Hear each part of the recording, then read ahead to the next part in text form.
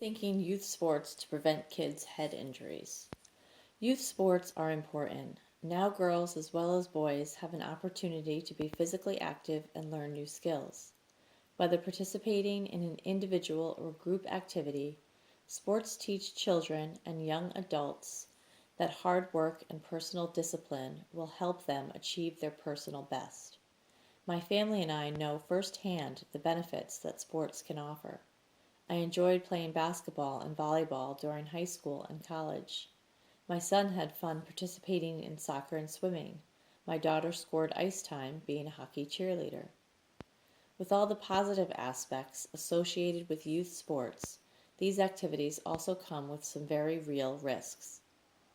Stories of athletes suffering traumatic brain injuries after playing hockey, football, soccer, and other sports are becoming more common.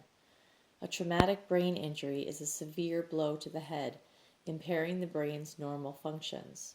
Symptoms can include confusion, motor dysfunction, dizziness, headaches, and temporary amnesia. Repeated concussions or other head injuries could run the greater risk of damage to the brain and spinal cord. Public awareness about the seriousness of head injuries is growing. We are already learning a lot about traumatic brain injuries from our returning Afghanistan and Iraq veterans.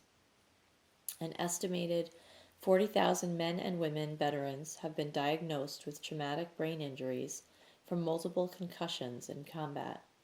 While the situations are vastly different, some of the consequences of repeated head injuries sustained in combat can be similar to those experienced by some athletes.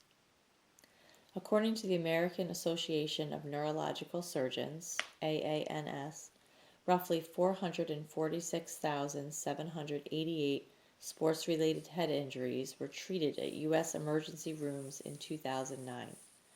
This number represents an increase of nearly 95,000 sports-related injuries from 2008. No longer can a soccer player or cyclist just walk off a bump to the head.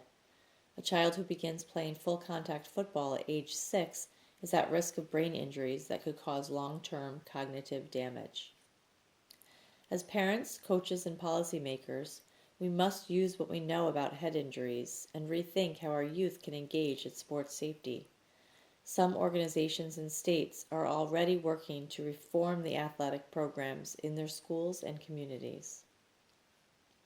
Last year, Minnesota passed legislation aimed at reducing sports-related brain injuries in children by educating coaches, parents, and young athletes about the symptoms and risks of head injuries.